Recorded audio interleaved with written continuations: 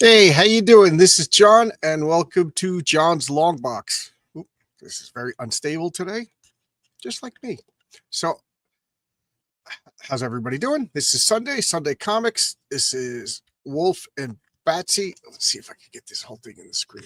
Wolf and Batsy, number 12.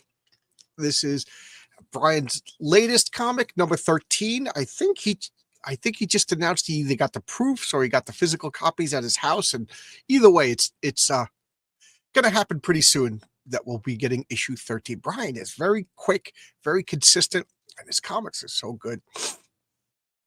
So normally for Sunday comics, I pick older comics, but then the last couple of weeks, I was like, you know what, I want to get my friends some love. Last week I did Horace H. Hoover. And it was just, I was so sick. I feel really bad. I feel like I didn't give Fabrizio's comic the quality it deserves. If you expect quality from my channel, but I was just so sick, but I didn't want to not do it. I'm actually feeling a little bit better. Everything's good. The fever's gone. Man, but my poor wife is upstairs just sick. So yesterday, was Saturday, and my family got together for the first time in years. I have 6 brothers and sisters. My oldest sister passed away, so it was 6 of my brothers, myself and 5 other brothers, sisters, so the 6 surviving members. We got together at my brother's house for the first time in years, since before COVID. Jeez. And it was just nice. My niece is starting a job on Monday at a hospital in Pittsburgh. So like it's the beginning of her work career, her real job, instead of like little bullshit kid jobs that you have. So this is like her first real after college job. So she's like, let's go see everybody before I'm locked in. So that was nice. We had a big dinner. That was pleasant. And then on the way home, I was like, I'm going to All American. So I don't know how many Long Islanders we have watching, but there's a All American Burgers in Massapequa. It tastes like how McDonald's used to taste. There's only one of them, and it's just like famous. And every time you go there, there's a line around the place. And it's freezing in New York, like unbearably cold. But you go on the line, it's really quick. It's just super efficient, super quick, and it was just good. I went and I got a regular cheeseburger and then a double, as they call it, a double cheeseburger. So I got, one of each for myself, one of each for my wife, fries for myself, fries for my wife, and the soda. But my wife wasn't in the car. And then when you go to All American, you sit in the parking lot and you eat. So I ate 1 fries and I ate my small burger, and then drove home, gave the rest to my wife, and then just stayed up way too late. As always, my Tim Hortons coffee. They just opened up a Tim Hortons real close to me. So I have a choice between Dunkin' Donuts and Tim Hortons, and Tim Hortons is always going to win. Their coffee is just better. Their donuts even if you gave me free Dunkin' Donuts, I will not eat the donuts. They just taste like sugar. But the Tim Hortons wins because it also has a gas station. So there's a reason to go there. And I'm babbling.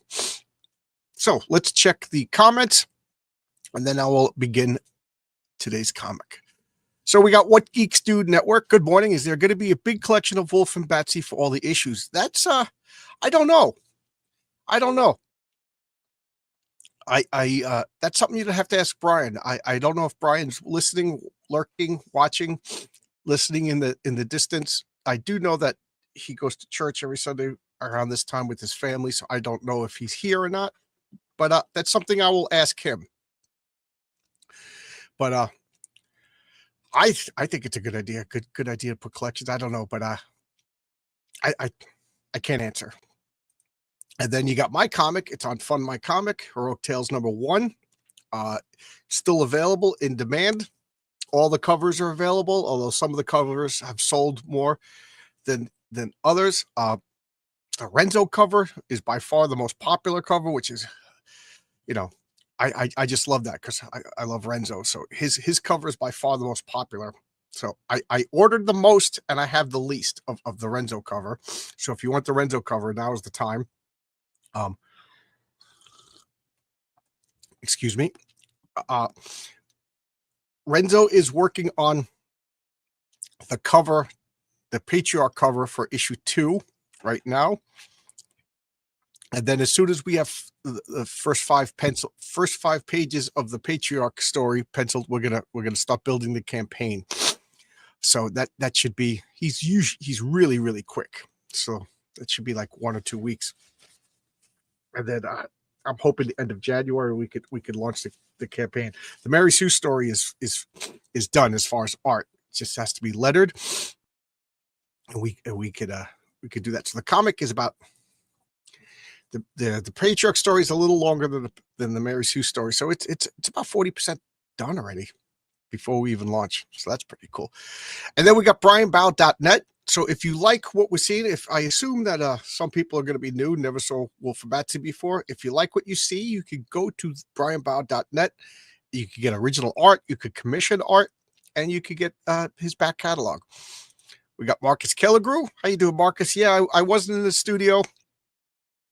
The studio, for those of you who don't know, is Don Draws Stuff, has his own channel. And Don, he every Saturday night at 7 p.m. Eastern Standard Time, they do a studio. They pick a character or something and they draw it. Last night they did the Steins, and they all drew characters from the Steins, and they just chit chat, bust on each other. You know, it's like watching a bunch of, it's literally watching a bunch of artists trash talk each other and draw comics. It's fun. I can't draw, but I usually just pop in and talk nonsense. But last night, like I said, I was with my family for the first time in years, and then eating burgers. Good night. We got Hale Marcus. Hey, Pete from sunny Arizona. How's everything? What's the weather in Arizona? It is unbearably cold, and this week is going to be rough. Oh my God. It's like going to be close to 0 Fahrenheit at work outside. I don't know what I'm going to do. It's going to be rough. Hey, everybody. How you doing, Ben? How's everything? Good to see you. Good to see you. And everybody else is just saying hello to each other. So let's talk about this comic. All right. So 8 minutes in, let's talk about the comic. And from this point forward, I'll address the comments as I turn the pages. So we got Wulf and Batsy. What is Wulf and Batsy? Wulf and Batsy is it's a horror comic. It was originally, the whole publishing of Wulf and Batsy, but it was originally a self-published comic by Brian Bow, and it came out in these big chunky graphic novel sized books. There's 4 graphic novel Wulf and Batsy books that you could get on Indie Planet. I got them all, so they're slightly different than the floppy comics. They were written and drawn like 20 years ago, and excuse me. And Brian being an artists are never satisfied. So as he put them in floppies, he tweaked the art a little bit, changed a little story to make it, what he thinks it should have been. He's looking at it with more experienced eyes. So there you go. So this, me being a completionist, I got the Indie Planet 4-volume, big, thick collections of because I just like to see the differences, and I want to support Brian, and I like the comic and all those other crazy reasons. But now, then it went to Alterna Comics, and I forget, what was it, like 8 issues of Alterna, 7 issues, something like that. And that's how I found out about Wulf and Batsy. I just put in for the bundles of Alterna, and I just get whatever comics they publish. And I didn't know about, as I'm getting caught up in the wires, I didn't know anything about T-Bird and Throttle, and I didn't know anything about Wulf and Batsy, and I didn't know anything about Horace H. Hoover. And I just got all 3 of those comics and just got them cold, didn't know the creators. And that, as I was reading T-Bird and Throttle, I was like, wait a minute, I know this art. And it turns out I have a few issues of Josh Howard's older comics, Dead at 17 and Black Harvest. I was like, oh, I know this guy. Yeah. Oh, man. So at one point, Alterna to me was the best publishing company making comics. Josh went his own way, Brian went his own way, Fabrizio went his own way, and I follow them where they go to make their own comics. So Wulf and Batsy is now published under Bloody Weirdo Comics. That's Brian's own label. And I just love this. Look at that. It's a funny story. Brian worked as an animator in California for God knows how many years. And then the writer's strike happened. They stopped making cartoons for a while. So Brian was just like, you know what? This is a good opportunity. He moved back to his home state. I forget what state. I forget what's, but someplace in the middle, and cheaper and everything like that. And he went to his parents, and he's looking through boxes of stuff that he hasn't seen in 20 years, and he found this drawing of a werewolf that he made in kindergarten. And I just love this. I love this drawing.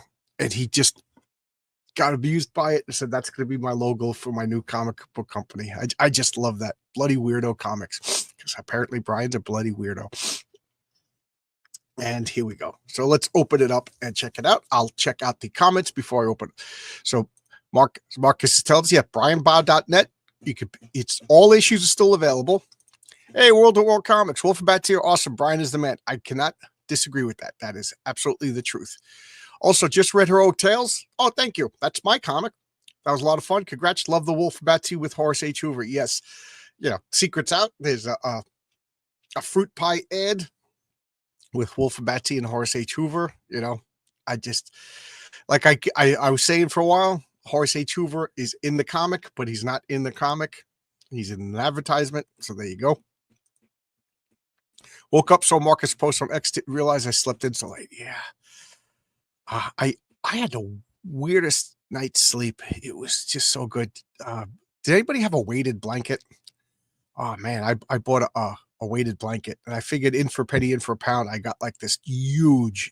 It like covers the whole bed and then some. It's like the biggest blanket, and it's like, it's like, I don't know. You fold it up, it's freaking heavy, but I think it's like 25 pounds or something like that, maybe even more. And you just put it on, and you don't move, and I just sleep. Oh my God, do I sleep? First off, it's warm. And second off, oh man, I just sleep. It is so good. So good. It's so good. I bought a second weighted blanket for right down there. I got Easy Boy chairs, and I just cover myself up with this blanket when I watch TV. And oh man, you don't want to move. It is just so comfortable. As Harper says, just got here. Hail and all. How you doing? Bro, love Wulf and Batsy. When's Patriarch 2 happening? Happening. Take my. Oh, thank you. I was just saying that the Heroic Tales #2.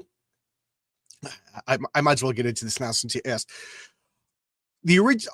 I named my comic Heroic Tales, not the Patriarch. Why? Because the original concept of my comic was it was going to be like an anthology. Every issue was just going to have whatever story I wanted to tell set in my world. And when I started telling people that, I mean, issue #1 wasn't even out yet. People like, but I like the Patriarch. I like the Patriarch, and then I saw not the backlash, but just the mistake that your boy Zach made. He made Jawbreakers. People loved the first issue of Jawbreakers. The first issue of Jawbreakers to me was his best comic, his best Jawbreakers comic. And then he followed it up with a bunch of weird stuff. And it took years before he got back to the Jawbreakers. And I think he did not strike while the iron was hot. And I'm introspective. I learn from mistakes. I can observe. I like to think that I'm not like resolute in all of my decisions. So I said, am I making a mistake? Because issue 2 was going to be Mary Sue, and the Patriarch wasn't going to be in it. And then I'm thinking, I'm going to set up stories, characters, little tidbits and stuff. And then it's going to take like years or so before I get back to those, because issue 3 was going to have the Raven. Issue 4 was going to have somebody else. Issue 5 was going to have, so I wasn't going to get back to the Patriarch till around issue 6. And I said, I think I'm making a mistake. So then I announced that every issue of Heroic Tales will have the Patriarch. That's the flagship character. That's my Spider-Man. That's my Superman. and it like it's going to look like this. Okay, let me get a comic book over here. So it's going to look like this.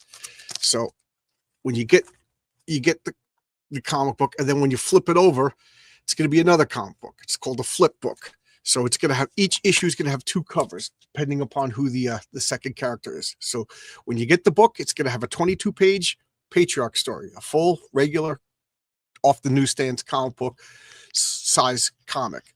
And then when you flip it over, it'll have a various sized paged story of another character. This particular issue, I'm introducing Mary Sue.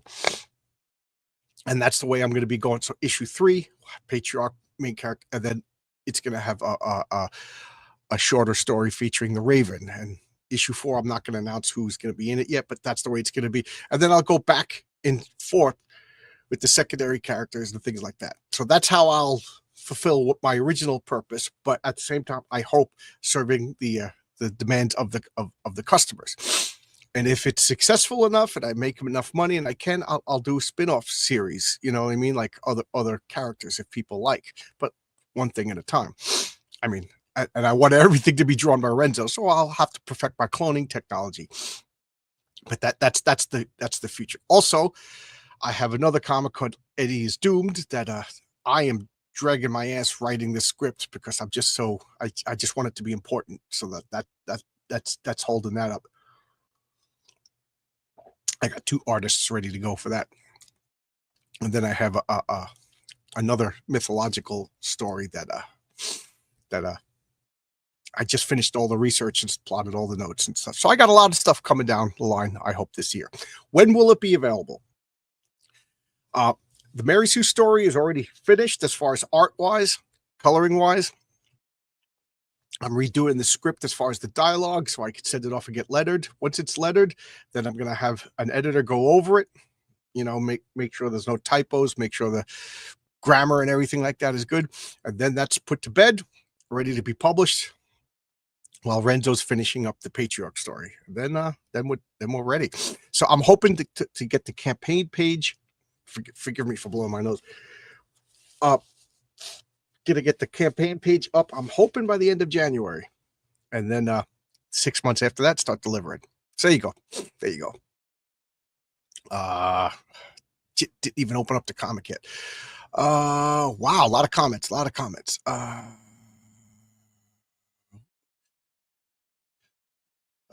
Pete Rock says, "Hey, it's Allison. I love my weighted blanket. It's like a cocoon. Everybody should have one." Yes. I love the weighted blanket. It's just so comfortable. It's so comfortable. Hail chat. You could still get Heroic Tales #1. Yes, you can. You could still get it. No need to apologize. That's fine. Good morning, Comics Raider. How's everybody? Hello. Tried a weighted blanket once. Apparently, I sleep so deep naturally that I stopped breathing throughout the night. Kept waking up. Oh, wow. Okay, I didn't know that was a thing. Did I just derail the whole for Batsy?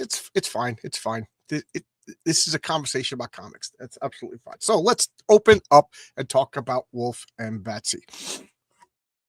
So Wulf, as you can imagine, is a werewolf.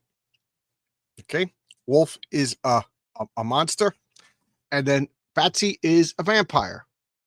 Okay, one of the things, to me anyway, about having monsters and superheroes, or I guess about writing, is you have to have rules. You don't necessarily have to tell your rules, but you just have to be consistent so that your reader can figure out the rules. And, like, you know what I mean? Like, if you have werewolves and you as the author decide, okay, he has no control over his werewolf form, you have to, you know, unless this, you know what I mean? Like vampires, can they come out at night? Can they not come out at night? Are they affected by crosses? You know, there's a lot of contradictory rules about vampires.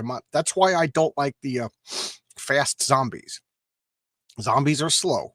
You know what I mean? Like to me, that's a deal breaker. If the zombies are running, then they're not zombies. They're something else. To me, if vampires are out during the day, they're not vampires. You know what I mean? And I know Dracula came out during the day, but to me, like, Dracula is the exception, but whatever. But you know what I'm talking about? There's got to be rules for monsters. And there's got to be rules for superheroes. How does the Patriarch's powers work? Is Superman vulnerable to kryptonite, or is he not vulnerable to kryptonite? Things like that. Green Lantern, yellow, So you got to be consistent. Oh, as I open up the comic and go right to different pages. So what do we have here? This is Brian's introduction. His little editorial of Ohio. That's where he is. I knew that. I just didn't want to say it. I didn't want to dox him, but since he says it, Brian Bow, Ohio, January 24th. And here we have a wonderful splash page. Just check that out. Wulf and Batsy in Scarifying Tales. Now, I said this is a horror comic. Yes, it is a horror comic, but it's tongue-in-cheek and there's a little, not a little, there's more than a healthy dose of humor in the comic. And with the exception of 2 comics, I've never found comic books to be scary. So like this is a horror comic in the fact that it has horror tropes, blood, gore, and everything, but it's not scary. It's more like cheesy exploitation horror. You know what I mean? And I hope I'm not offending Brian when I say that, but like to me, gore and werewolves and vampires, stuff like that, it's not scary unless it's like hopelessness, dread, and psychological terror. And Brian, he touches on it, but he doesn't dwell on it. So, meaning if you're scared of horror, you're still fine with this comic. That's a long way around, is what I was trying to say. All right, so I don't know if you can see that, but he signed it for me. I don't know if he signed it for everybody or if he just signed it for me. Okay, so I just love this. And from now on, as I finish 2 pages, I'll go to the the comments. So here we got Wulf and Batsy just going down this street. And she's just filled with joy. Look at Wulf over here. What a nice night for a winter walk. Hey, Lana, look, weirdos. Now, this is one of my first comments that I ever said, and Brian responded to me. This is how I like opened up my dialogue talking to Brian, and Brian's one of the people that like I talk to almost every day, through Messenger. It's not like we're calling each other up on the phone. But I was like, where is this set? Where is it set? Because in issue number 1, they had like a shepherdess like wearing like lederhosen and things like that. And Brian said it's set in fictional Hammer horror world, and I'm like, okay, that's fine, because it's consistent. Like I said, there's rules to storytelling, and Brian follows his own internal rules, so it makes sense within the comic. Like this is like a cobblestone street, with this like Central European look to it, that like may not be Transylvania, but we got like American people in American styles walking down the street.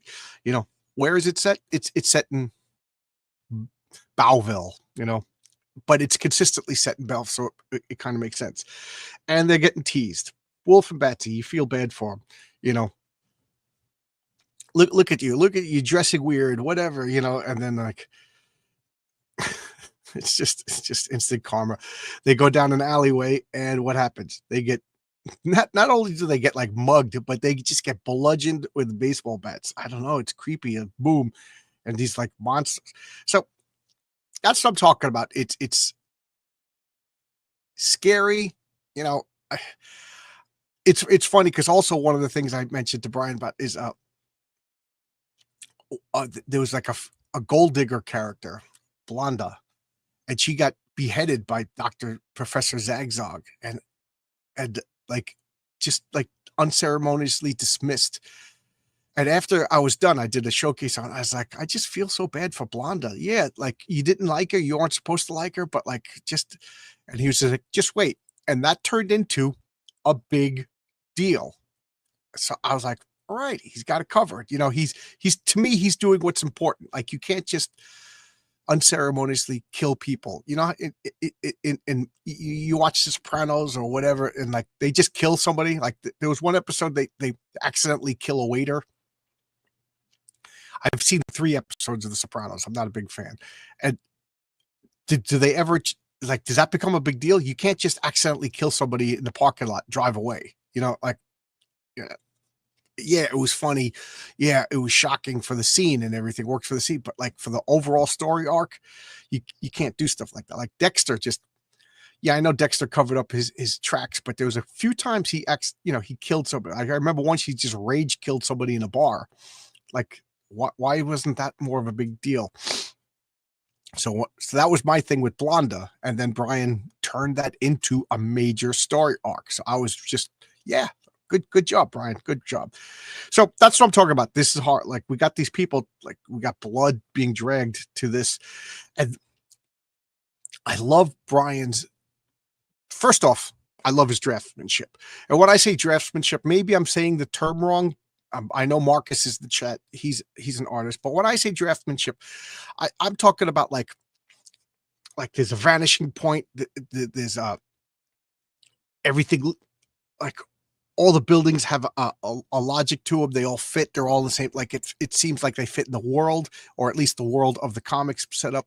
Like all the lines, all the buildings, everything. To me, that's draftsmanship. Like drawing the cool superhero pose is the fun stuff. But to me, like the draftsmanship is all the details that make you an artist into a great artist.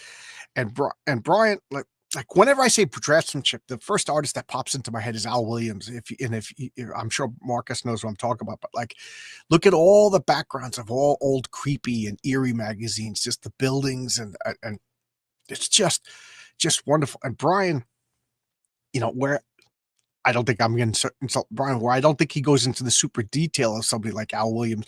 He he does like look at this panel. This is all draftsmanship over here. You got two figures over here, but you got the stairway. You got these lines underneath the stairs. He puts little posters, details, garbage cans, the lines for the snow.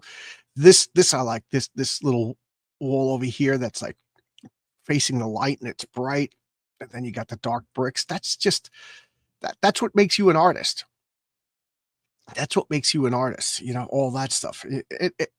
Not anybody, because I can't, but anybody who's into like fancies themselves an artist, they could draw a cute girl, they could draw a dynamic uh pose, you know, throw a punch or a laser beam, or a cool spaceship. But like what makes you an artist is a panel like this. Is I hope I'm making myself clear, but it's just so good. Like last issue with Horace H. Hoover, last week rather, there was just a panel of the book bug's home, and all the floors were made of books, the walls were made of books, his armors, and Fabrizio just went and put lines on every book so you could see the different, like he didn't draw every page, but he put lines so you could see that each book had pages and everything.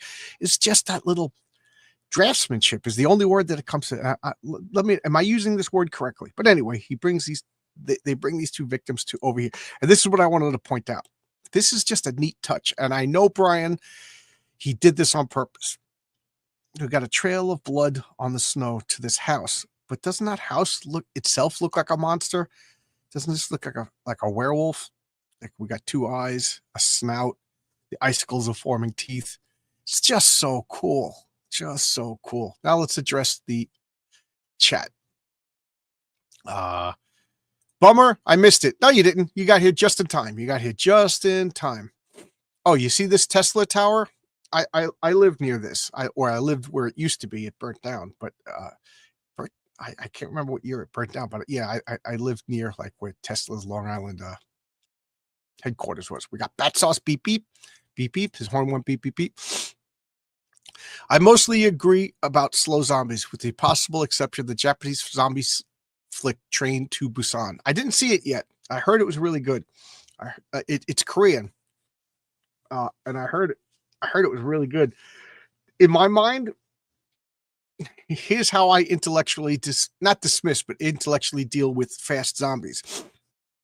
So Pete comes out and bites me on the neck or whatever, chomps me, and then whatever it is, the zombie virus, the zombie curse, or whatever, gets transferred me, and I die. Now, while I still have body heat and before all my organs start to decay, I could be fast. That's how I like. So I could jump up and run because my body hasn't assumed room temperature yet. You know what I mean?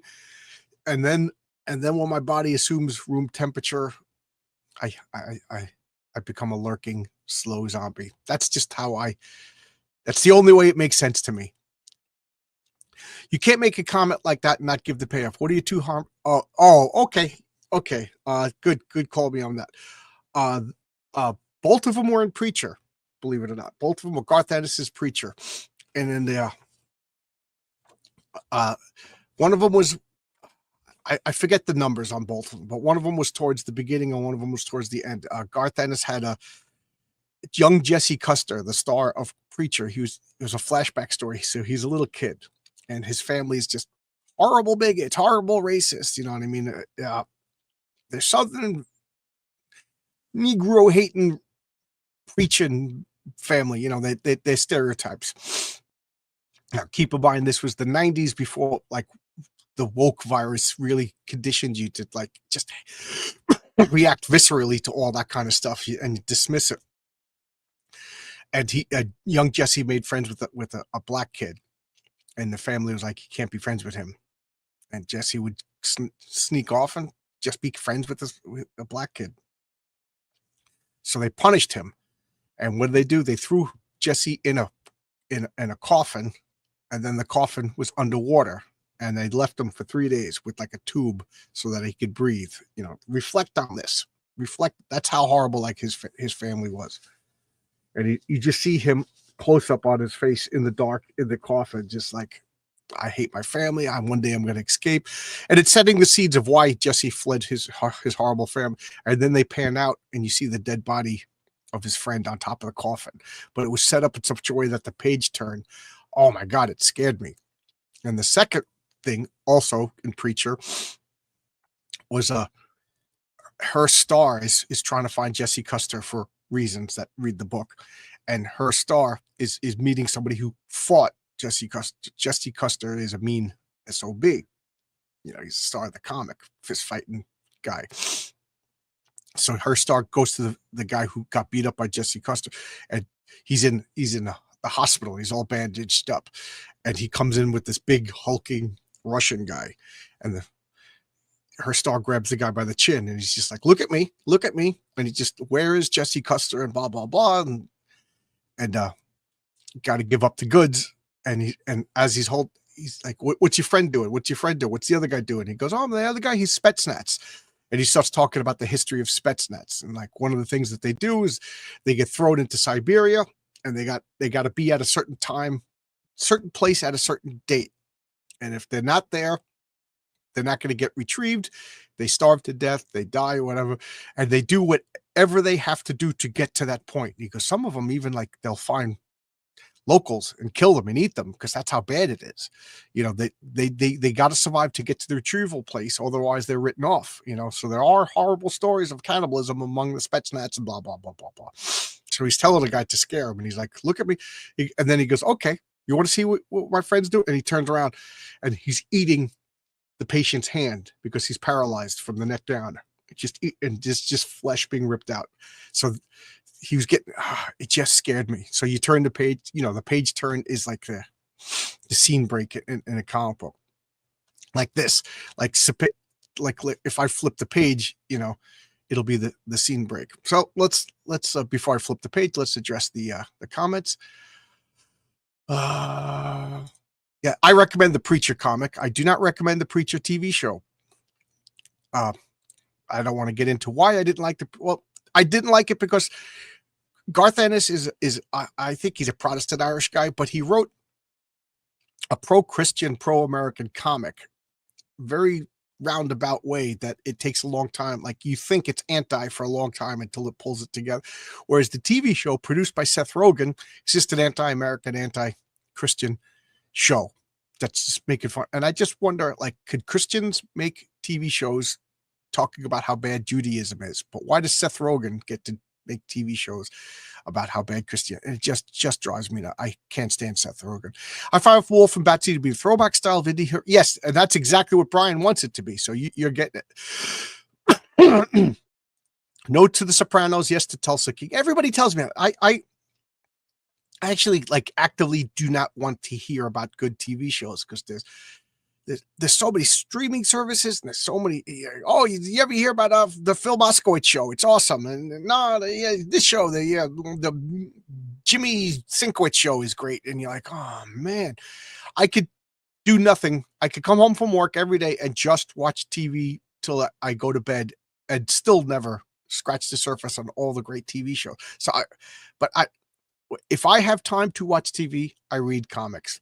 Otherwise, I'll never read these comics. Like, it sounds morbid, but I have like a fear of dying, and I still have unread comics. So I'm been picking up the pace for all my unread comics. Here, of all that is obvious, there's such a cool comic. I have issue 13 out. So do I. And as far as I know, I think you could still pre-order it. It's on Fund My Comic. Pre-order, and it's going to be delivering soon. And once it delivers, it'll be on Brian Bow Net, and Brian is smart enough to order Overstock. Hey, you doing, RJ? How's everything? S. Harper. Oh, Brian said that. I thought John said it. What said what? What did I say? I don't know. What did I say? Hope you're having a blessed day. Don't want spoilers. Catch you later. You would only be fast for an hour. Not me. Oh, yeah. So maybe all those fast zombies just got transferred. Yeah. A zombie power up. I could enjoy that. Shape up the conflict. But then they're not zombies. It's like absolute Superman or absolute Batman, the new Batman. He's a blonde guy who's not rich, and he works at the circus, and he's not a detective. And then it's not Batman. It's at what point is it not what it says it is? If the zombies are fast and they're smart and they can figure things out, then they're not zombies. Zombies are slow, lurking, lumbering, mindless, creatures that you know what I mean? Like, the danger is that they're slow. You don't hear them. You know what I mean? That, and there's a horde of them. The cumulative effect of the zombies. Like, one zombie's scary, but you could beat a zombie. You know what I mean? But it's just the hopelessness of they're everywhere kind of thing. And if one's fast and it's clever and it can figure things out and it can run around, that ain't a zombie. Come up with a new term.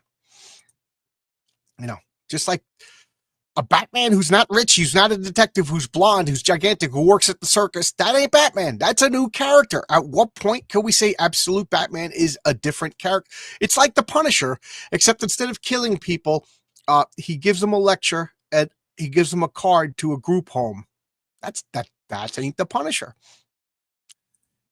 Produced by Seth Rogen. Yep. It's on Kickstarter. Okay, thank you. Kickstarter. Thank you. Correct. I stopped watching TV show because of the Christian hate. It's incredible that Hollywood could blast away Christianity with the band. Yeah. I stayed with it for I think the third and final season I didn't watch because I kept hoping, because if you read the Preacher comic, at the first 25 issues or so, all the bad guys were Christians. And then you realize that Jesse himself gets absolution and reforms, and the bad Christians are there are bad Christians. You know what I mean? Like the Westboro Baptist Church kind of thing. There are those groups, and they're not all of them. So it kind of redeems, and it just ends in the most pro-American way possible. But I could see some people getting a little annoyed by it, but it's just, they took all the bad stuff. And as far as I know, maybe they did in the third season. To be fair, I didn't watch the third season. So I will watch it at some point. The zombies only power up for an hour and then have to eat again. Just the thought. So maybe they're fast. Okay. I could see that, but I don't know. I promise you this. If I ever make a zombie book, the zombies are going to be slow and lurking, because that's what zombies are. If they're fast and they could think and they could use tools and stuff like that, then they're not zombies. They'll have to be something else. But I will be logically consistent in the differences. But that's fine if that's what your Train to Busan movie does and it's consistent and they make sense. That's fine. This would burn out the zombies faster as an offset. Yes, zombies are the undead. Greetings from Raleigh, North Carolina. I always hear the James Brown song. Every time you do that, like, Raleigh, North Carolina. All right, let's go to the next page. So now we got, close-ups, faces. Guess where are we? And it's just such a dark setup. Should we do it now? Wait, I heard something. I gotta go look. Who's out there? Who's out there? So, just look at these faces. Just these. I gotta adjust the camera. These just monstrous faces. And then what do we got? We got boom, Batsy just pops up, and just look at this face. Just look at that face. Can I bring it closer? You see, if I bring it closer, it gets out of focus. But she's just looking insane. Like, dare I say, batshit insane? Boom. This guy's like, what the hell? Now, one of the things I do like is the degree of monstrosity. There's levels of monsters, and I gotta say, Brian is a tricky bastard, and I'll get back to that thought. Remind me if I don't explain why, because I do get distracted. And Brian smiles when I bring this up. He thinks it's funny. But at the beginning of these books, these two mean girls were teasing Wulf and Batsy, and now Wulf and Batsy are avenging them. So in this particular instance, between these particular pages, who is the monster here? The humans. You know what I mean? Like, I just love it. Now we got a vampire as like this avenging creature, Sounds like Merc's back, Look what we got here. And here comes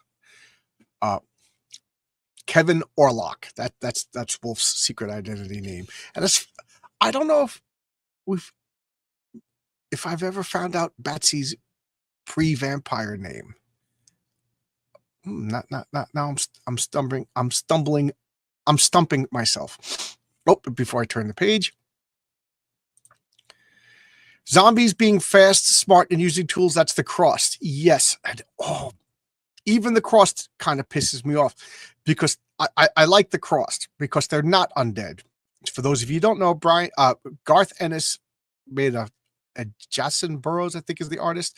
They did a comic for Avatar Press. It is not for the weak of heart. It is not fabric friendly. It is probably the most offensive, most disgusting.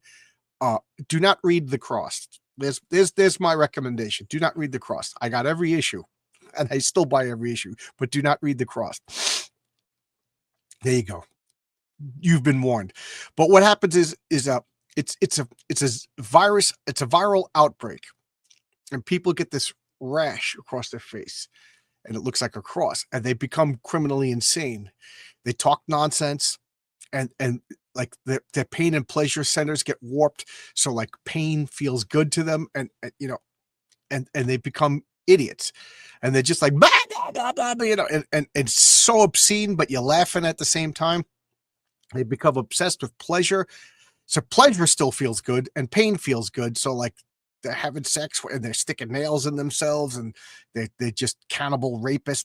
But they're not undead, so they're running around fast, but they don't have, like, it's immediate gratification.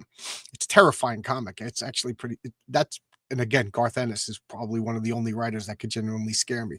And it's just doom. And like The Walking Dead, it's the survivors reacting to all this because whatever. But every once in a while, one of them becomes intelligent, and one of them becomes like crafty and cunning. And to me, that ruins it. That just ruins it. It takes me out of the comic. I like the whole concept of it's just like a self-destructive virus. And the only thing that they have is when the Crossed, when they encounter somebody that's not infected, the disease wants to spread the infection. So, you know what I mean? And they go after and they attack, and they're like I said, they're murdering rapists and stuff like that. And that's what they do. But I don't like that 1 out of 1,000,000 or 1 out of 10,000 of them becomes like a criminal genius and organizes them. That ruined the comic.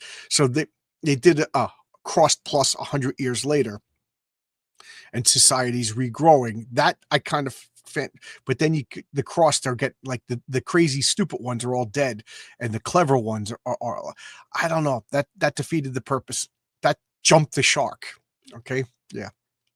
Dang, I'm derailing the book. That's fine. It's fine. This is a comic book discussion. It's a comic book discussion.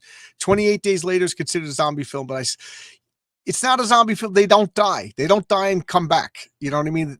It's more like The Crossed. They rage. They just filled with rage. I would be surprised if The Crossed is if 28 Days Later is the inspiration for The Crossed. Vampironica, yeah. Ha ha ha. What is this? Green people making them sick. Okay, so here we go. So Kevin Orlock pops in. Well. What do we got here? And Lana, it's that guy we saw in town. Not that guy we made fun of in town. That guy we saw in town. And Kevin Orlock is just cool as a cucumber.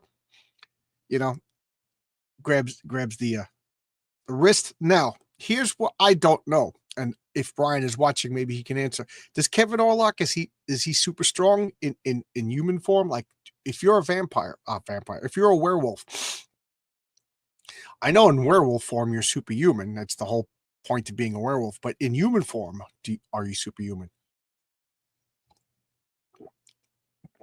I don't know. Well, I know in my world, you know what I mean? But that's what I'm talking about. The rules have to be consistent. And then look at these faces. Brian really loves his monster. And you know what the proof is? Every once in a while, he'll put a picture on Twitter. Follow is Brian Bao on Twitter. Follow him. He puts pictures of himself in like first grade, second grade, dressed as a monster. You know what I mean? First grade, second grade for me, I'm dressed as Spider-Man, Superman stuff. Brian's dressed up as mummies and monsters. And oh my God, you got to see his Halloween. Also, it's Brian Bao on YouTube. Brian Bao Art on YouTube, and he has making videos, and you've got to see his Halloween over the years. Like every Halloween in his life, he took pictures and he made movies, and he made like this, I don't know, like 20-minute video of it. Is this guy's a madman. You got to see it. It's so worth seeing. And then we got transforms into this wolf. So, and I like this because it's just such good storytelling. And again, to clarify my terms, storytelling is the ability of the story to be told without words in a comic book form, which sounds kind of counterintuitive. Like the words tell the story. No, the words enhance the story that's being told through the art. And if I fancy myself a comic book writer, being that I have one comic book under my belt, I guess that makes me a comic book writer. But I fully admit it's the art that should be telling the story, and the words should be supplement the art as far as telling the story. Like, because it's not just like, and then Brian, and then Kevin Orlock grabbed his wrist and told, you know what I mean? The art tells you all that. And the words are enhancing the art. So the art has to carry the story. That's so important. And to me, that's the difference between an amateur comic book maker and a professional comic book store. Once you recognize that the art tells the story, and the art and the words and enhance the storytelling through the art, you're going to be fine. I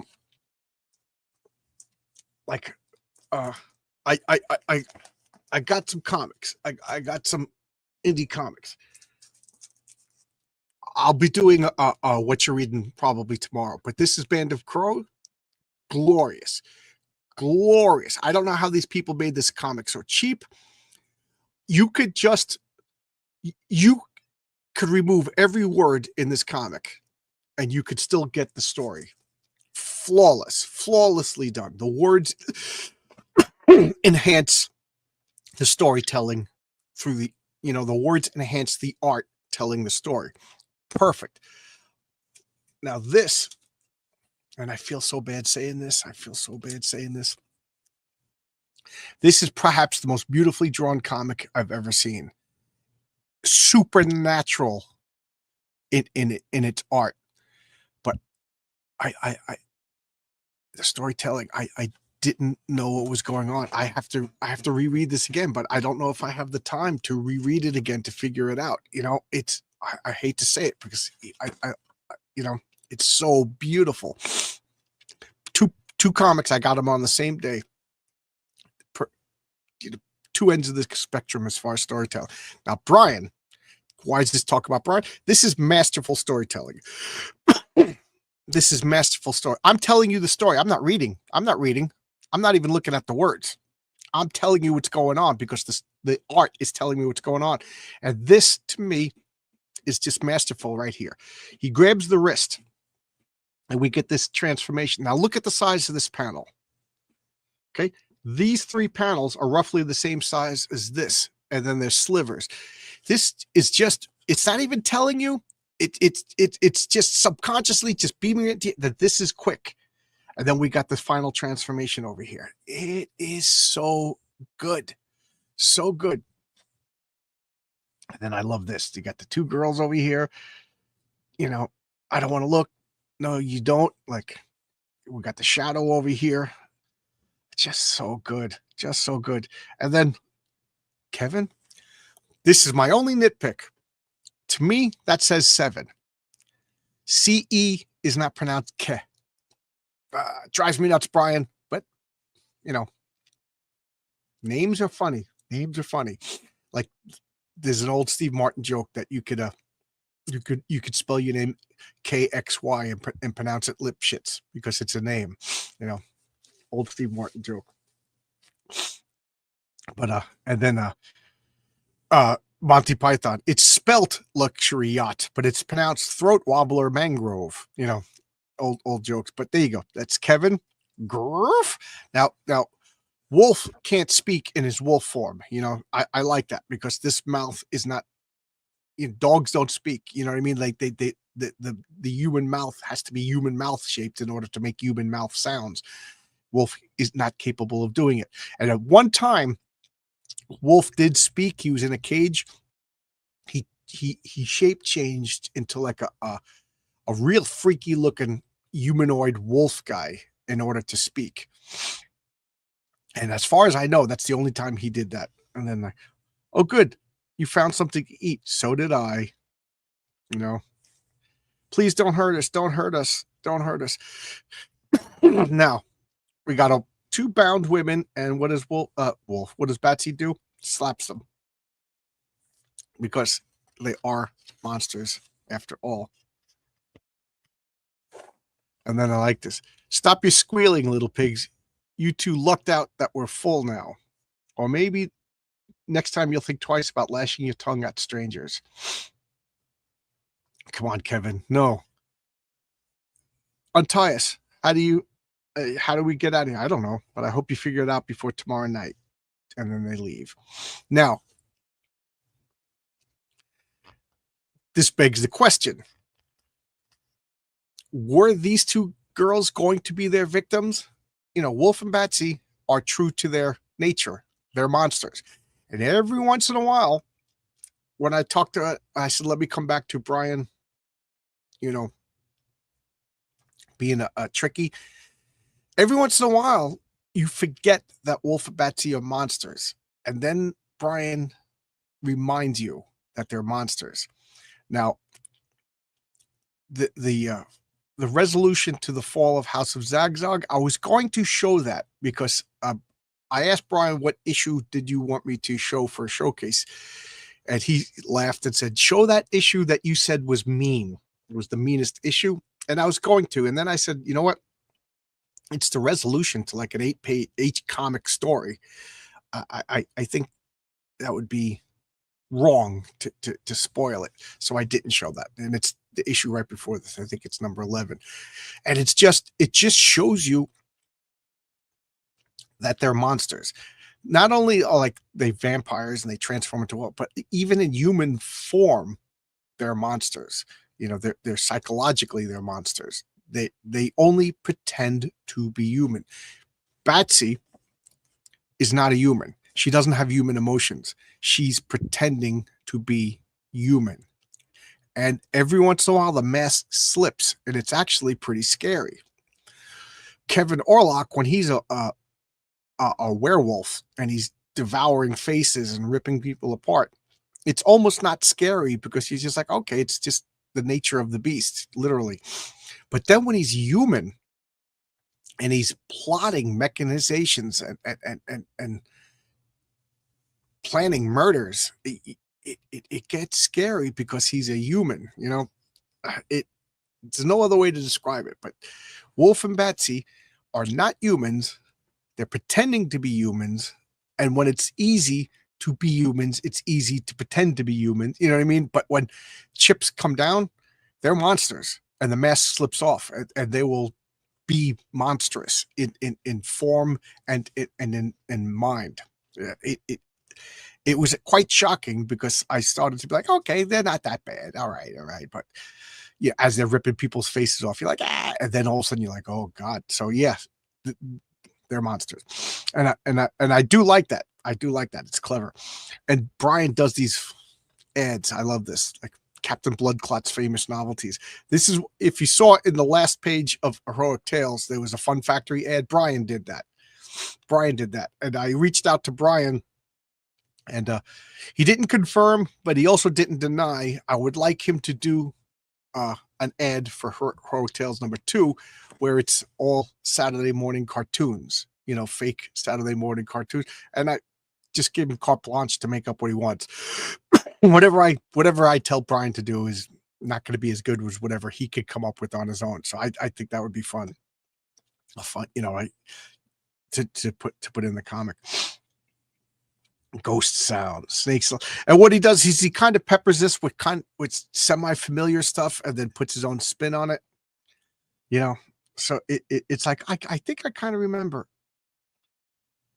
I think I kind of remember this, but then you read it and it's a little different. So there you go. I like this. I'm ignoring the chat. In other words, show don't tell. Absolutely.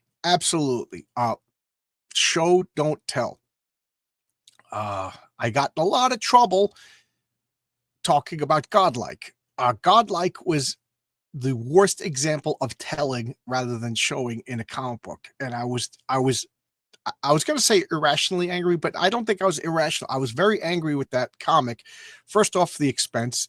Then I had to wait so long to get it. And then I had to suffer through the John Manlin talking about how writers are a dime a dozen and blah, blah, blah, blah, blah, blah, blah. I'm okay. All right. You tough talk. And then he put out a comic and it was, I like his art. I'm not going to say anything bad about his art, except the horse that he drew. But I do like John Manlin's art. It's quirky and it's unique. It's definitely inspired by Rob Liefeld, whom I just don't like Rob Liefeld's art, you know, but whatever. But the storytelling was just so bad. Like you could not just look at the pages. Again, a comic book is supposed to be the art tells a story. The words enhance the story being told through the art. And the worst, well, Godlike is now the worst, but before Godlike, the worst storytelling in the history of comics was American Flag by Howard Chaykin. And Howard Chaykin is a legend. I love American Flag. It's worth the work, but it is, you'll read an American Flag page and you're like, what's going on? Like you have to sit and work to figure out what's going on. Like you can't just, like when you watch a Martin Scorsese movie, you're never taken out of the movie. You're watching a master at his craft. He just sits down. Like I haven't seen his newer movies, but like I'm talking like Taxi Driver, or my personal favorite is King of Comedy. You just watch these movies and it's like a black hole. You just sucked in. You watch the whole movie. You're completely entertained. At no point are you taken out of the movie. And then you're like, you could watch it on a whole another level of just the craftsmanship of the editing of the way, or you know, you could go back and absorb it on so many different levels, you know. But none of them I consider work. Howard Chaykin, I love it. I love it. It's so much like his lettering, his logos, everything about it. But man, each panel is a separate piece of wonderful art that almost doesn't connect to the like okay, let's go back to this. So here we got Kevin. Just look at the seamless, almost animated style. Well, Brian's an animator, so it makes sense. You know, that's his bread and butter. So look at this. This guy, it starts over here. He turns around. He faces him. He lunges at him. Kevin's over here. The assailant is over here. He's still on the same side. So at no point is your brain disconnected. He grabs it, and then you could just see him transform, and the wolf is still over here.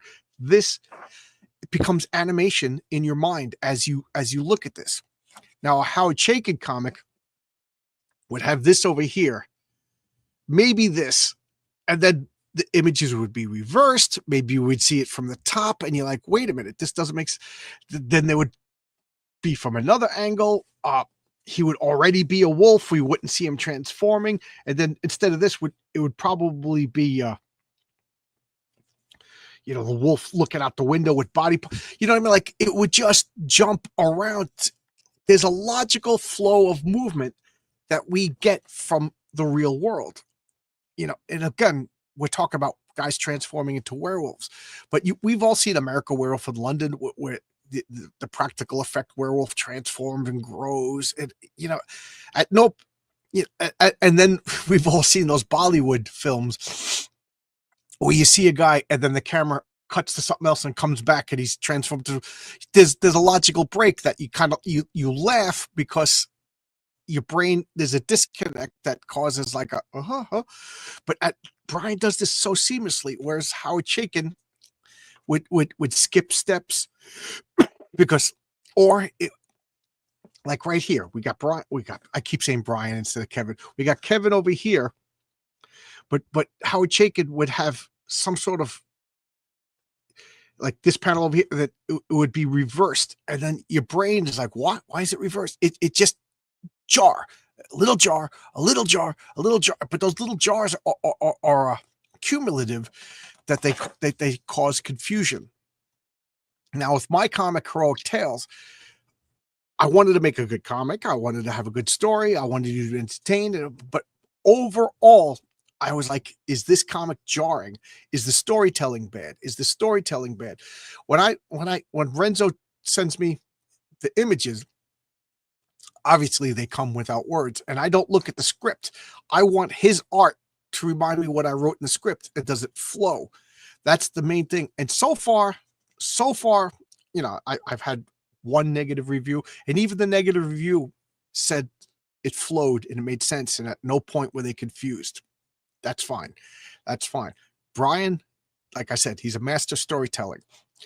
Tonic Mole, excellent storytelling. I almost said Horace H. Hoover. Fabrizio Aiello is a master storyteller. It just works. And it just drives me nuts when I hear a professional goofing on artists and then gets the basic storytelling technique wrong. The basic storytelling technique is just so bad. So I just, that's it. I'm done. I'm out as far as that creator is concerned. Let's get back to the Brian's storytelling is on point. Absolutely. Absolutely. One of the best. And it's because he's a trained animator. He does animation for a living. He told me a whole bunch of cartoons that he worked on, and now I can't think of it offhand. Kevin's name is a tribute to Kevin K from the band Skinny Puppy. Oh, okay. I didn't know that. Which is coincidentally great to listen to while reading. Yes, Skinny Puppy is Brian's favorite band. I did not know that. So there you go. Still waiting on my Batsy Viewmaster disc. There you go. Is it in here? That would be funny. More like God awful, in my humble opinion. I heard godlike. It came in here to poop on mail-in as soon as I could. There we go. I'm going to be cut and put into Comicsgate drama. And I don't even care anymore. Jaegerbaum had terrific storytelling in the art, but the script muddled it. What is Jaegerbaum? I don't know this. I don't know what you're talking about. Could you give me more information? Good stuff from the Baines one. Oh, who, me? I'm banned? I'm banned? Or you're banned? Or Brian's banned? As far as I know, none of us are banned. Who banned us and from where? All right, so let's go to this. Them's Monsters. A Wulf and Batsy adventure. Story and art by Brian Bow, 2024. So you see, this is an older story that he redoes. So again, let's look at this. Donald. Oh, it jumped. Donald DeLay's book. Okay, I as much as I'm into this, sometimes things slip through the cracks. This is the first I'm hearing about it. Today, my YouTube channel got a 7-day ban. Last Sunday, you didn't even miss me. Sorry, Pops. I'm working full time again, back at work, and I got a lot going on. I feel really bad. Jesse Blaze Snyder has been trying to get me to do something with them all week, and he's just gonna give up on me. I'm not avoiding anybody. I'm just, when you work full time and you do this, and it's just a handful. My life is like portioned into like next weekend already. It's already full. Donald Lay comic wrestler takes on city-sized monsters. Oh, sounds interesting. Oh, tonight it lifts. Okay. So let's get back to this. Now let's focus on the storytelling. So I'm not even going to look at the words as much as I can, because sometimes you just look at a word balloon and you absorb it. But we got sexy chicks. Brian likes his sexy chicks. We got skinny puppy over here, which is kind of funny because he turns into a werewolf. I don't know if that's on purpose, but there you go. We got Marlon Brando over here. What's going on? And we got the sexy chicks over here. Yeah, he asked them for directions. Now, this is a perfect example of the words enhancing the story.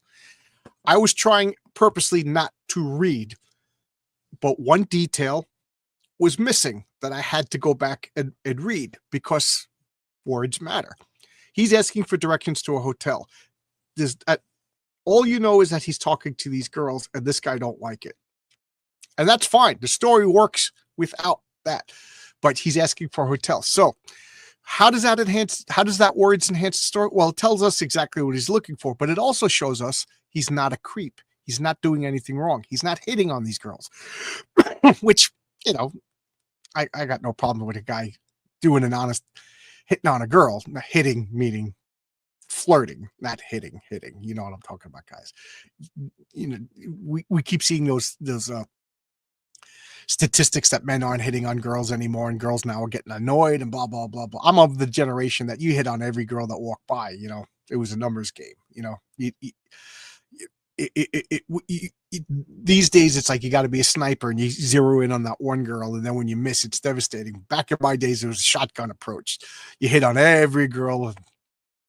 Sometimes the one it worked on, and you're like, all right, that's fine, that'll do. But anyway, a little insight to the disgusting behavior of 20-year-old John.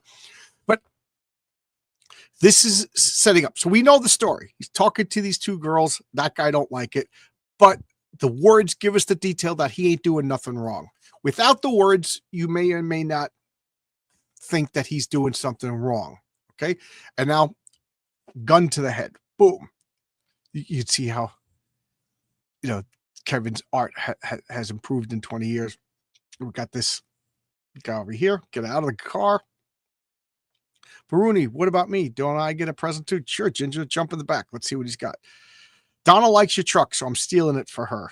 So this guy ain't a good guy. Ain't a good guy at all.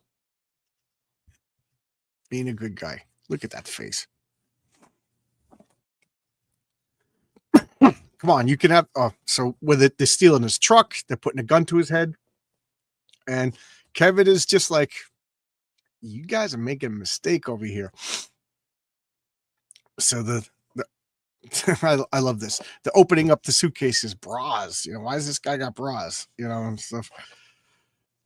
Don't you have any valuables? And it's just like, there's a big black box. Open it. And he goes, "You're not taking that box. It stays with me." Like, we can't open it. It's nailed shut. We know what it is. We know what it is. He's like, you got a crowbar. Let's open it up. And he shoots Brian. Now, this, I keep saying Brian instead of Kevin. So he shoots, and they're just like, what the? And there he is. Blood all over the place. You shot that guy. Let me get up front, And just, oh, look at that. And then one of the girls sees him get up. He's like, the guy ain't dead. What'd she say? His face is changing. What the? Doom. Now I love this. You got the headlights shining, so we obviously his back in the shadow over here. The car drives away, and that leaves everything in darkness. Just perfect. Just perfect. Now, this is the only thing, and this establishes something. If you're human, you remember that in the first story I was asking, if you're a human, are you supernatural when you're a werewolf? I mean, obviously humans don't turn into werewolves, but you know what I'm saying? Like in human form, are you immune to bullets? Are you super strong? Do you have your senses? Well, Brian sets up that, yeah, you do have supernatural abilities. So Kevin Orlock has metahuman, superhuman, metaphysical, supernatural abilities, even when he's not a wolf. Obviously, he can get shot in the face, and that don't kill you. How do I feel about that? Well, it's logic to his world, and as long as he's consistent about it, it's all that matters. Now, I just realized, what do I got over here? It looks like there's a little creepy guy over here. That's really, really weird. Oh, I see what it is. Okay. Does not look like a little creepy guy over here. And then funny. But anyway, all that matters is it's logically consistent within Brian's world. Now, if I was to have a werewolf, I never thought of it. Could you kill him in his human form? Me personally, if I have a werewolf story, yes, you could kill human werewolves in their human form. Otherwise, why change? You know what I mean? In the werewolf form, they're werewolves and all the rules of werewolves. But like Brian, this is the way I look at it. Billy Batson, he says Shazam turns into Captain Marvel. When he's Billy Batson, he doesn't have any of the wisdom of Solomon and all that stuff. Otherwise, why is there a differentiation between states? So my way of thinking is a werewolf in a human form is a human. And then when he transformed, like I would make it so that monster hunters and witches and stuff like that couldn't even figure out who's the werewolf. That is the evolutionary reason why they change back and forth. It's a protection to protect the werewolf. It must be exhausted. The werewolf can't sleep. The werewolf, you know what I mean? But now the werewolf becomes human and it can't be found. It can't, unless you see the transformation or the foot, the physical thing, but you can't just like, that guy's a werewolf. That's the way I would do it. But I'm not Brian, and this is Brian's world, and he's consistent within his world. And that's all that matters. So I love this. Look, I just realized you can't see. But look at this. Look at the speed shown.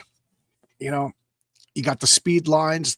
The car is off this road. And why is it off the road? Because the road isn't completely level. There's bumps. It's just everything about it works. The girl's hair. And then Wulf, he's like leaning into it. Like he's being propelled by the force of his legs. It's just so good. Hey, what's behind it? Nothing but dust, baby. No, seriously, it looks like some kind of animal. Rooney, drive faster. It's catching up with us. He said, what's going on? What's going on? And then look how powerful he is. He's just strong enough to knock into his car. They're shooting at him. It's just a classic car chase. Monsters. They're firing at him. Now, this is kind of interesting. The bullets Are they penetrating him but doing no effect? Are they bouncing off of him like Superman? I don't really know. You can't really tell. Do they hurt him on impact but really do no damage? I keep bringing up the Elementals. The Elementals by Bill Willingham was one of my favorite comics, and to me, it's one of the most important comics that people just kind of forgot about. But it came out in the 80s, and there was a lycanthrope, a werewolf character, but he was a were-rat. His name was Rat Man.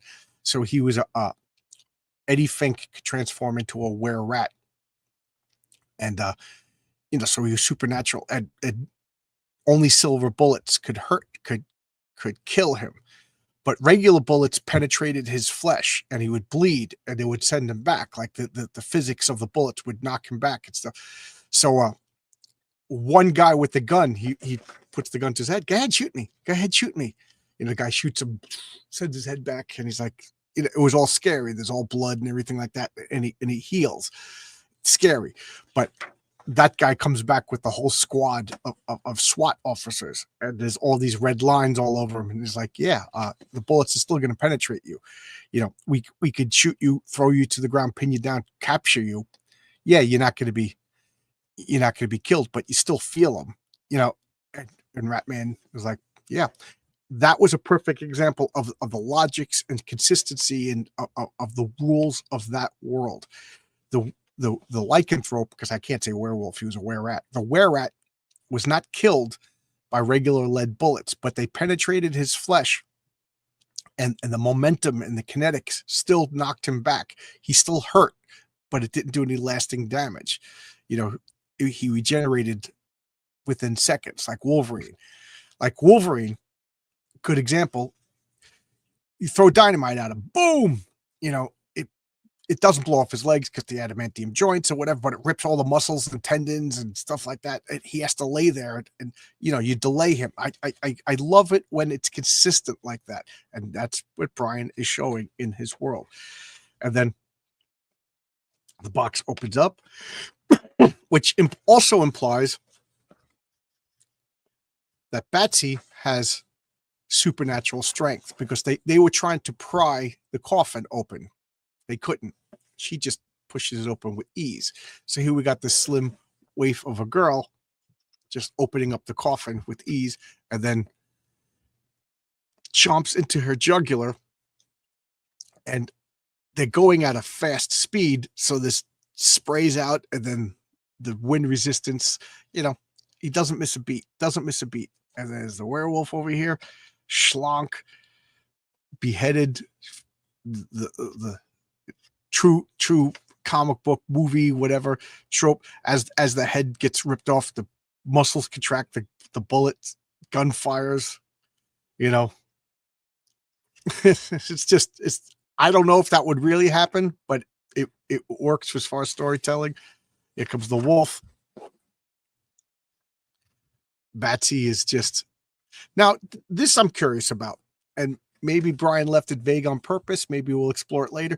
But is Batsy aware when she's in the coffin? Like when she wakes up and she's in the coffin, could she hear what's going on? Could she figure out what's going on? Or when she opened up that box, is this all a surprise? That's something I'm kind of curious about myself. I don't think we know from the story. But look at this. So we got the wolf chasing, and then we got this guy's face. That's the wolf.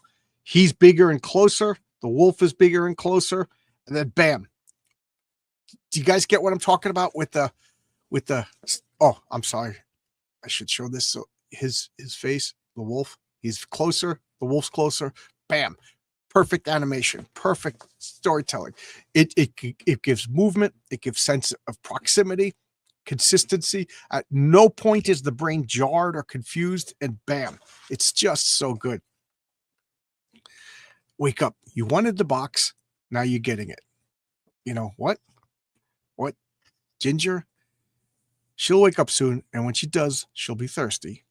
No, you can't shut it. So what do we got? She's been bitten by the werewolf, bitten by the vampire, and she's locked in a box with Rooney. He slams it shut. Again, they already Brian already established that Kevin is more than human. He's more human than human. He's more than human in his human form, so he's able to close it and I guess push it down with his thumb, the nails. Humans never listen. This ain't right, and I just love this. They leave this coffin over here. So now I'm curious: is Ginger still a vampire? Is she still around? I gotta ask Brian about that. You know, will we ever revisit her? Like, is there a new female vampire, just I guess redhead if her name is Ginger, just running around someplace? You know, and also, does anybody bit by this? This is one thing that always bothered me as a kid. Anybody bit by a vampire and dies, they come back as a vampire. Like, wouldn't the world just be overrun with vampires? So there has to me, my way of thinking, there has to be like a purpose to making a new vampire. And that's one of the things I liked about Anne Rice's interview with the vampire, is that they showed you the process of making a new vampire. It was an effort. You know, when a vampire feeds on a human, first off, I always thought that was brilliant, is that they don't have to kill. Like in Interview with the Vampire, a couple of vampires would have like humans who wanted to be fed because it felt good. And they would take like a sip from a couple of them to satisfy them. And then a lot of times they would just slake and kill their victims, but they didn't come back. They had to actually transfer of blood, you know, like Batsy drinks from her blood, and then this one, before she dies, drinks from Batsy blood, you know, and makes like a little like electrical circuits, you know, of blood going, and then you know, she could come back. But this is Brian's world. Brian gets to make the rules for vampires. And believe me, I have rules for vampires that I would like to do a full-on adult horror, like I'm going to try to scare you horror comic, you know, gore, nudity, violence, the whole works. And when I do that comic, it's going to be called Off Into the Sunset. I will have it labeled appropriately so nobody will accidentally buy it. Hitting Tomato Battery. What is this? The Haunting of John's Longbox. Yeah, doesn't this? It looks like a little haunted figure. Werewolf Downside, always having to get new clothing, and guys hate shopping. Oh my God, it's funny for that you said that, because for Christmas, I always just ask my wife, she's like, what's that? I was like, don't get me comics, don't get me board games, buy me clothes, buy me the stuff that I won't buy myself. She bought me this. I absolutely love this. It's like a robe. It's not a Snuggie because I have to pull it over. So it's a pullover hoodie, but it goes down past my knees, and then the sleeves have this stretchy, so it stays. Oh man, I always complain about I'm cold because I work outside. In the winter, I'm always freezing. I have the heat off. I have a split, you know, over there unit that's a air conditioner and a heater. It's off. The heat is down. I put the needle all the way, like the lowest is like 55. So my wife comes down, the Canadian, and complains, it's cold down here. Well, I got this thing on. I'm as warm can be. The lid opens. I hear Batsy dinner bell ringing. Yep. Yeah. I don't know if you're being silly or whatever, but that is a perfect example of the story is evoking your senses. That opens up. I hear a creak. You hear a dinner bell, like, because the good art is putting sensations and sounds and invoking all of your senses. That means Brian is doing a great job. That's not even a joke. I'm sure Brian would be like, that's a compliment. Wulf and Batsy does have monster hunters, so maybe Ginger meets them or just turns up later. Yeah.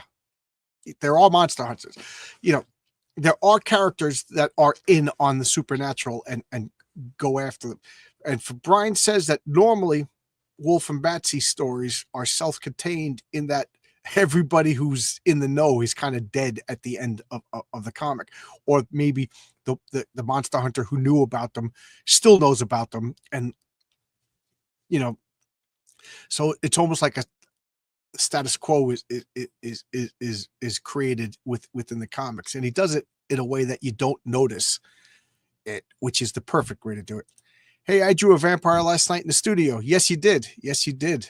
I saw it because you did the Steins, and the Steins are what, like humorous? I never read the Steins. Is it like humorous horror, or is it like kiddie horror? I don't know the Steins. I just know Jim. So we got more Ed, Captain Blood, famous novelties. You know, genuine stuffed alligator. Curse of the Skeleton, coming through soon to a theater near you. Kill spree of the nylon, strangle murderers. Captain Blood Clot, heroin hydrochloride. That's funny. At last, we found the resting place of the little vampiress. Wulf and Batsy in the left stocking by Brian Bow. So what do we have here? We have like an EC style horror comic. You know, guy's going up the stairs. And oh, by the way, I got permission to show the whole comic. You know, normally when I do showcase, I don't show the whole comic. I do show the whole comic on Sunday Comics, and I got permission. So the guy's going up the stairs. Perfect storytelling. You know, again, at no point is the mind confused by the action. Like, there's action going on. There's action going on. And the arrow of the action is complete. Like it never is the arrow broken, never is the arrow made in a contorted way that it has to bend to show the, you know what I mean? It's smooth, it flows. It's just he's just so good at his storytelling. You know, look, a whole page without words. I mean, sound effects are words, but you know, without talking, without dialogue. And what do they find? They find a sexy Batsy just luxuriating in this box of dirt from her homeland. I guess that's you know, one of the horror vampire tropes. So, you know, now we get dialogue, exposition, you know, tells you what are you going to do, Master Zoil? You know, according to the folklore, one way to rob a vampire of its power and reduce it to a slave is to steal its left stocking. So here Brian is going into vampire lore. Now, I don't know if that's true. If it true meaning is there really this lore? Did Brian make it up for the story? I don't know. But it's part of the consistency of the storytelling within the story. So you buy it. Of course, the removal of said article, even during a vampire's daylight slumber, is dangerous procedure. So this creep has the hots for Batsy. He wants to make her a slave, so he's going to steal her left stocking. And you know, there's a lot unsaid in these words that your brain fills in. Now, Brian could tell us rather than show us, but sometimes less is more. You know, I did it. I stole her stocking. The little vampiress is mine to control. You know, she don't like that. This guy's observing. And look at that face when she wakes up. Here's another question about vampires. Can they wake up during the day? Like, you know, they're in the basement. There's no windows. You know, they're in like a windowless room. And it's 6 a.m. Could they wake up? You know, do they have to sleep? Again, that's vampire rules that you have to make up. So Batsy's a little annoyed. She kills that guy. And look at the speed that she's moving. She's moving at such a speed that this body didn't even fall down yet. You know?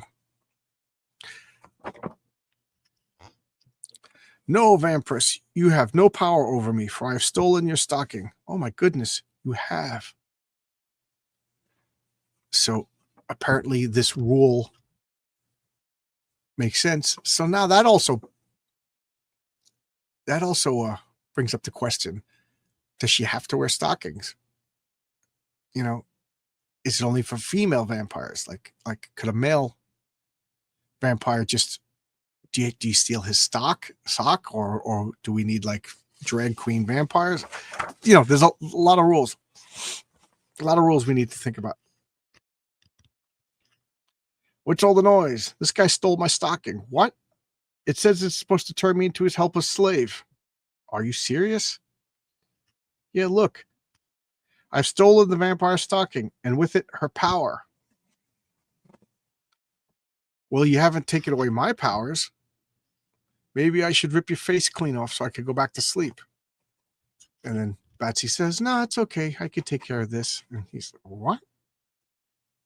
What? I mean, look at that face. This is the kind of face that his only hobby would be digging up graves. I mean, look at that face. Yes, I've stolen the vampire stocking. Now she's my slave. Flies and spiders. Huh? And then boom. Oh, I'm not showing. She just says flies and spiders. Huh? And now there's flies and spiders all over him. Now that's such classic vampire plot, like the mesmerism. You know, you're maggots. You're eating maggots, Dave. Anybody remember that quote? That'll teach you. I guess you have this under control. They're all over me. The spiders, get off of me. I must commend you on your research. Most people don't know the left stocking trick, but next time try not to goof it up. You stole my right stocking. You know. You think you'll ever try that again? Somehow I doubt it. You know. And then this is weird. The stocking turns into like now.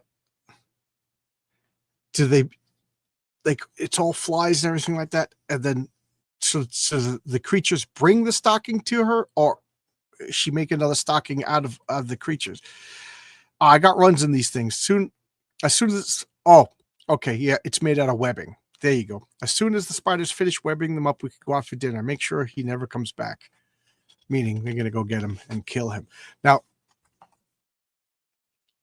just watch this because again, the storytelling is consistent within the comic. He went and took the left stocking to his left, but it's her right stocking. So yeah, he messed up.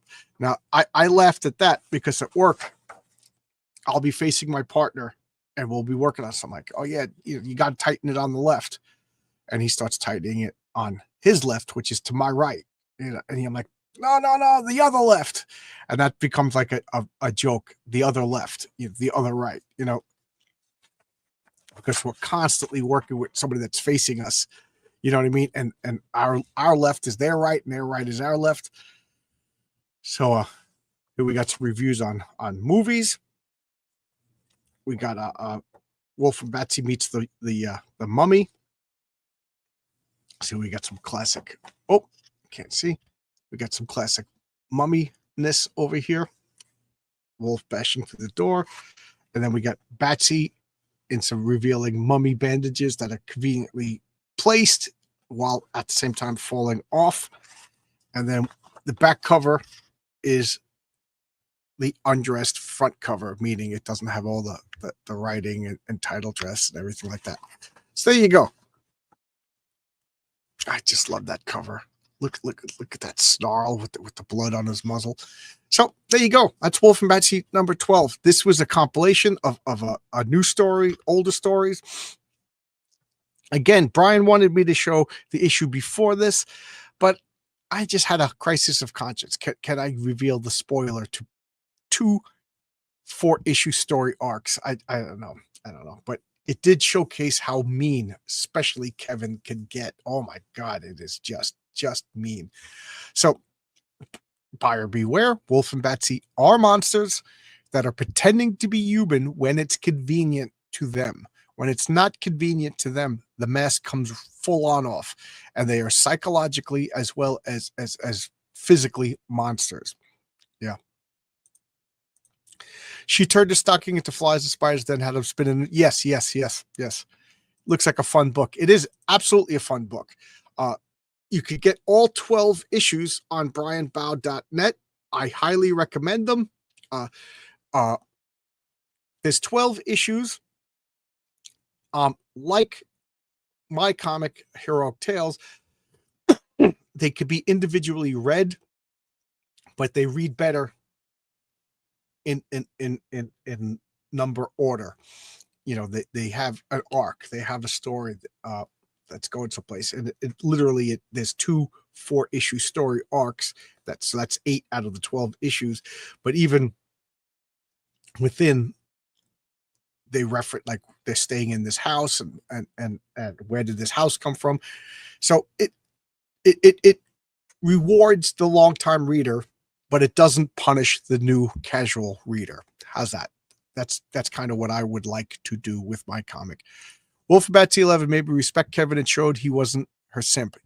Yeah. Yes. Absolutely. So you can go to brianbow.net, pick these up. They're still available. Matthew Creaky says hi. How you doing, Matthew? How's everything? And there you go. This is Sunday Comics. I have to get going. I got a lot planned. I got to drive to Queens today. For those of you who've watched my channel for a long time know that there's a 94-year-old next door neighbor from my old apartment complex in Queens. I have to go to take her food shopping, and dreadfully, I have to remove her carpet. She bought the shag carpet, and it's just filthy and disgusting. So I got to go get a Sawzall, got to cut the carpet in strips, wrap it up, take it out. It's just, that's my day. That's my day. All 12 issues for sale on the link market. Yes.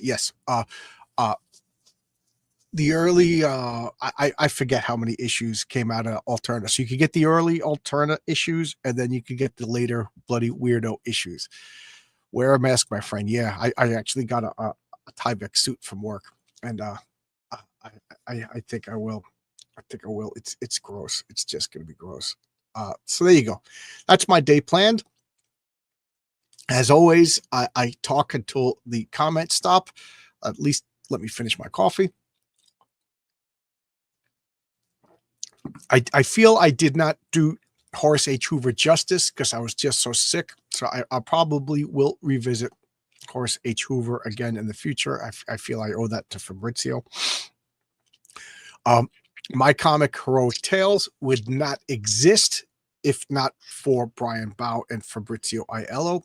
They have been instrumental in guiding me and helping me, offering advice. They both read my scripts before the art even started and helped me out. They're just good guys, just helpful. Brian famously read my original script, and it was just like, this is world building the comic. I was literally making godlike, the whole history of my universe and my philosophy and stuff like that. And he's like, I don't care about any of this. It's not folk. And I tossed it out, and then I wrote Father's Day, all because of Brian, and he was 100% right. A lot of that stuff is being reworked into the Mary Sue story, but even that's being toned down into a story about Mary Sue where you learn about the universe. So there you go. Fabrizio did the wonderful ad of the fruit pie, and I was like, I want to do one of these Hostess cupcake ads. And then I was like, Fabrizio, would you draw it? I was like, how about, Horace H. Hoover is the hero. And then I was like, he stops Wulf and Batsy from killing by giving them cupcakes. And Brian was like, okay, on the one condition, they get fruit pies, cherry fruit pies, so it looks like blood, which works perfectly, So I was like, there you go. And then Fabrizio did it all with both our permissions, and then Brian did the Funhouse ad, the last page in my book. And I would like Brian and Fabrizio willing to have them do an ad in all my comics going forward. So I asked Brian if he would do like those old ads for Saturday morning cartoons.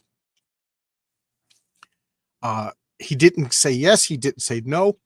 And then I asked Fabrizio, those, you could get the ads for the Roman soldiers or the World War II plastic soldiers. So I was like, how about an ad, but it's Innsmouth, and it's all deep ones, and Fabrizio and I are both HP Lovecraft freaks, and he thinks that's a good idea. So, there we go. The closer I get to the comic being done, I'll pester them. So there you go. And then Matt Bauer, I want to have him do another ad. I want to have another ad he did the Sea Hippies ad, and now I can't remember what did oh yeah. I asked Matt to do a goof on the Charles Atlas, Hero of the Beach ad. That man, he's so good. So I can't wait to see that. Shout out to Matt Barry. Yeah. And you know what's funny? Not to be mean, but all of my normie friends that like guys at work who aren't into comic books, they just bought it to just to support me or whatever. They think it's a goofy, you know, they think it's a goofy, weird thing that one of their co-workers is doing. They all say sea hippies. They all look at me and go, sea hippies. That seems to be like the normie hit page of the comic. So there you go. Seems like everything. Oh, Matt Cricky has a comic. It's about two paranormal investigators. What's the name of your comic? Sell yourself here. Throw it. It's on Fun My Comic. And what's the name of your comic, Matt?